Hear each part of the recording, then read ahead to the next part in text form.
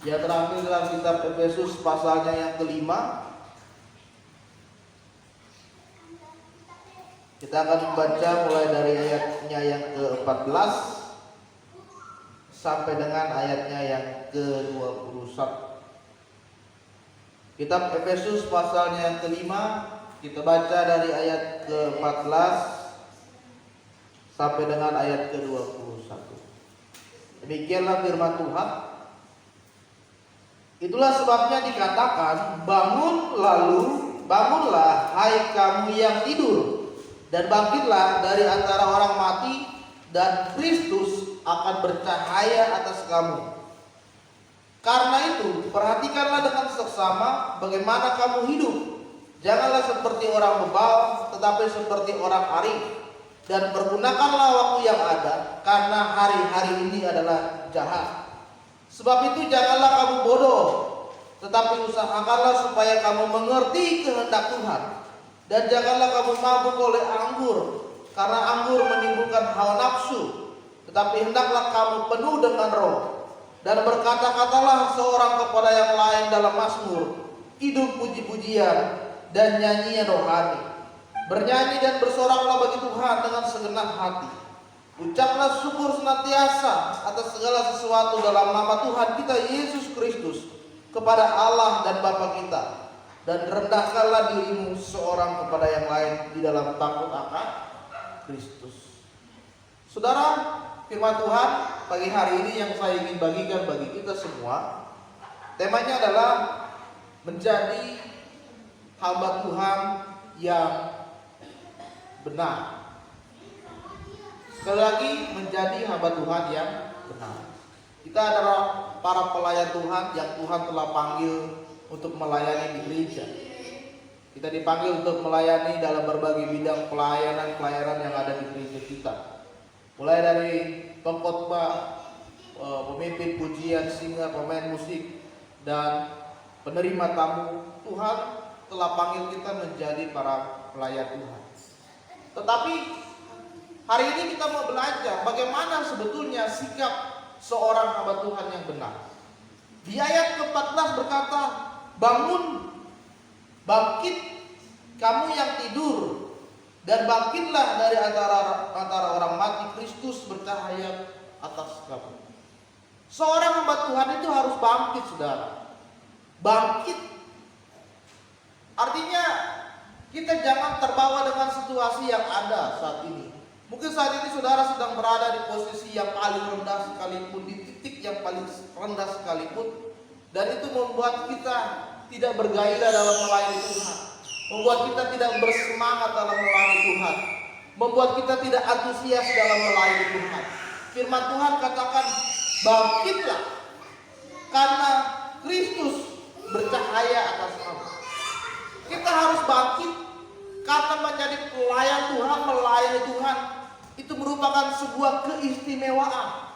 Jangan sia-siakan kesempatan yang Tuhan telah taruhkan di dalam hidup saudara. Jadi hari ini situasi apapun yang saudara alami saat ini, sedang berada di tekanan yang paling berat sekalipun, bangkit, tetaplah layani Tuhan. Lalu saudara, yang pertama yang harus kita lakukan sebagai seorang hamba Tuhan, pelayan Tuhan, adalah memperhatikan cara hidup kita. Memperhatikan itu bagaimana kita meneliti, bagaimana kita mengevaluasi, bagaimana kita mengkoreksi diri kita. Apakah saya sudah menjadi hamba Tuhan yang benar, pelayan Tuhan yang benar? Ya, kita koreksi diri kita itu bukan cuma sekali dua kali, tetapi setiap hari, setiap waktu, setiap saat. Bagaimana perkataan kita itu sudah melambangkan perkataan seorang hamba Tuhan. Jangan menjadi seorang pelayan Tuhan tapi masih mudah tersinggung, ya kan? Masih mudah ngambek, bawa perasaan, tersinggung dengan perkataan orang lain, tidak mau pelayanan, tidak mau ibadah, tidak mau gereja. Jadi pelayan Tuhan tergantung mood, ya kan? Kalau lagi males nggak mau, tapi kalau lagi moodnya lagi naik semangat banget. Tapi kalau lagi males sekali, wah ogah-ogahan melayaninya. setengah hati. Perhatikanlah bagaimana kita hidup yang pertama. Jangan seperti orang bebal tetapi jadi orang arif. Orang bebal itu adalah orang yang keras kepala dan keras hati, saudara. Keras kepala artinya dia tidak mau menerima masukan, dia tidak mau menerima kritikan, dia merasa dirinya yang paling benar daripada yang lain. Keras hati, dia tidak mau dibentuk. Pelayan Tuhan, hamba Tuhan harus menerima namanya proses pembentukan di tempat.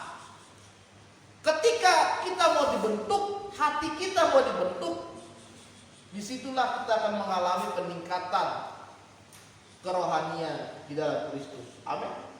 Ketika orang lain merendahkan kita, ketika kita dihina orang lain, ketika kita dimaki orang lain, kita tidak punya dendam. Kita tidak menyimpan kepahitan, tetapi kita menyebarkan kasih, senyum, doa kepada mereka. Hamba Tuhan yang benar yang kedua adalah, saudara, ayat 17 berkata, usahakanlah supaya kamu mengerti kehendak Tuhan. Kehendak Tuhan itu adalah melakukan apa yang benar di hadapan Tuhan dan tidak melakukan apa yang jahat di hadapan Tuhan. Artinya kita tahu, saudara, mana yang benar, mana yang jahat, mana yang boleh, mana yang tidak boleh. Kita sudah tahu itu nggak boleh, tapi kita masih melakukan. Itu berarti kita belum mengerti kehendak Tuhan. Dikatakan dia adalah orang yang bodoh, bodoh secara hatinya. Kita sudah tahu bahwa berbohong itu dosa, berjudi itu dosa, mabuk itu dosa. Tapi sebagai pelayan Tuhan kita masih melakukan. Kita belum mengenal Tuhan itu lebih dalam berarti, saudara. Orang yang mengenal Tuhan tahu. Sebagai seorang pelayan Tuhan, sebagai seorang hamba Tuhan, saya harus melakukan ini. Saya tidak boleh melakukan ini. Yang ketiga, saudara, seorang pelayan Tuhan ayat 18 tidak boleh hidup di dalam hawa nafsu, tetapi penuh dengan roh. Artinya kita harus memiliki kerinduan untuk selalu dipenuhi oleh roh Tuhan. Roh Kudus ada di dalam hidup kita. Bagaimana caranya supaya kita selalu dipenuhi? Kita hidup di dalam pujian dan penyembahan, di dalam persekutuan kita dengan Tuhan. Bagaimana kita bisa dipenuhi kalau setiap hari aja kita nggak pernah berdoa, kita tidak pernah saat teduh, kita tidak ada pujian, penyembahan dan persekutuan kepada Tuhan. Makanya muncullah hawa nafsu. Kedagingan sudah mulai meninggi, kedagingan sudah mulai bertambah banyak, sedangkan roh Tuhan semakin melemah. Hari ini sebagai seorang pelayan Tuhan saya katakan, penuhlah dengan roh. Ketika Roh Kudus memenuhi hidup saudara, maka saudara akan melakukan apa yang menjadi kehendak Tuhan. Dan saudara menghasilkan buah dari kepenuhan roh itu. Kasih, sukacita, damai sejahtera, kesabaran, kemurahan, kelemah lembutan, penguasaan diri ada di dalam hidup saudara. Amin. Lalu yang keempat, yang ketiga, saudara, berkatalah kepada orang lain dengan penuh ucapan syukur dan bersorak kepada Tuhan dengan segenap hati.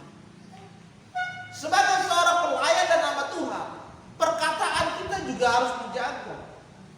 Bagaimana kita berbicara kepada jemaat, kepada para pelayan Tuhan yang lain, tidak sekedar bicara, tahu bagaimana etika berbicara, tahu bagaimana kesopanan, tahu bagaimana keramahan dalam berbicara.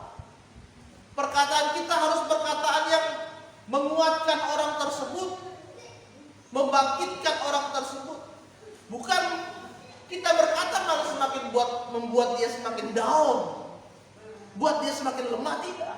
Seorang pelayan Tuhan perkataan yang membangun. Seorang pelayan Tuhan adalah perkataannya yang membangkitkan semangat orang yang sedang lemah dan bersorak bagi Tuhan dengan segenap hati. Ketika kita melayani Tuhan, maka yang kita lakukan adalah dengan segenap hati, sepenuh hati, kesungguhan keluhan hati. Jangan melayani Tuhan dengan ogah-ogahan, malas-malasan, setengah-setengah, keraguan-raguan. Tidak. Setiap saudara diberikan tugas pelayanan, lakukan dengan segenap hati. Itu sebabnya sebelum melayani persiapkan diri dulu. Berdoa kepada Tuhan. Tuhan, kuduskanlah hatiku, kuduskanlah hidupku, supaya ketika aku melayani Tuhan, aku layak dan berkenan di hadapan. Saudara melayani Tuhan dirasakan oleh jemaat. Kalau saudara melayani setengah-setengah, jemaat merasakan situasi atmosfer hadirat Tuhan itu jemaat merasakan. Tapi ketika saudara mempersiapkan diri sebelum melayani, menyembah, berdoa sungguh-sungguh, minta Tuhan memberikan semangat yang ekstra luar biasa, maka jemaat Tuhan pun akan merasa diberkati. Amin. Lalu yang keempat adalah mengucap syukur, ayat 20, dalam segala sesuatu dalam nama Tuhan Yesus. Yang keempat, seorang hamba Tuhan harus tahu yang namanya mengucap syukur. Melayani Tuhan di gereja manapun, mengucap syukur Tuhan pakai saudara. Di dalam posisi apapun sama, upahnya itu sama. Saudara seorang pengkhotbah, saudara seorang penerima tamu, upahnya sama Tuhan kasih. Jadi jangan bersungut-sungut. Masa saya dikasih pelayanan sudah berbulan-bulan cuma jadi penerima tamu. Saya mau naik dong jadi singer. Saya mau naik dong jadi worship leader. Saya naik dong jadi pengkhotbah. Jangan bersungut-sungut, mengucap syukur. Tuhan sudah kasih saudara untuk melayani. Jangan sia-siakan kesempatan. Mengucap syukur dalam situasi yang ada saat ini. Kita masih bisa makan dengan cukup, mengucap syukur. Kita masih bisa bekerja meskipun penghasilannya tidak banyak, tetap mengucap syukur. Kita masih diberikan kesehatan oleh Tuhan, mengucap syukur. Tidak harus ketika saudara punya uang yang banyak baru saudara mengucap syukur. Tidak harus saudara menjadi orang yang kaya baru mengucap syukur. Apapun yang terjadi di dalam hidup kita, ucapkanlah syukur kepada Tuhan. Dan yang terakhir, seorang pelayan Tuhan yang benar, hidupnya adalah merendahkan diri. Goliat sangat sombong sekali. Goliat itu tinggi hati sekali sekali. Dengan postur tubuh yang lebih besar daripada orang lain, dia merasa dirinya sudah paling hebat. Dia merasa dirinya paling kuat. Dia merasa tidak ada satupun yang dapat mengalahkan dia. Tetapi orang sombong dibenci oleh Tuhan. Tinggi hati dibenci oleh Tuhan. Akhirnya Daud yang posturnya di bawah dia, jauh di bawah dia, mungkin kekuatannya juga jauh di bawah dia, tetapi dikalahkan oleh Daud. Goliat.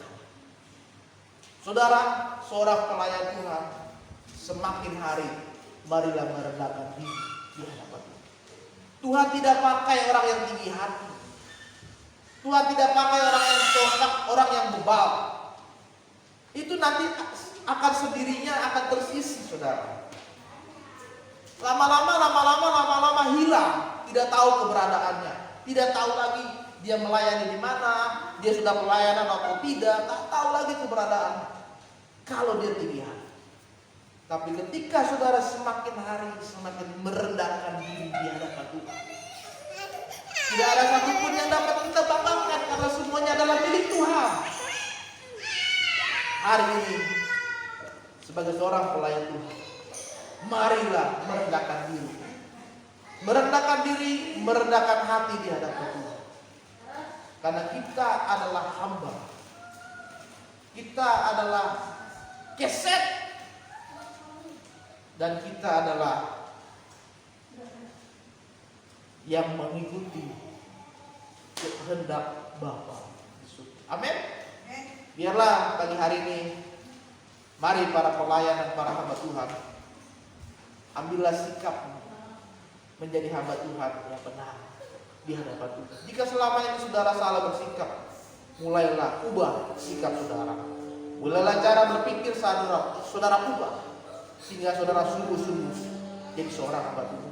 Jadi seorang hamba Tuhan itu panggilan Tuhan.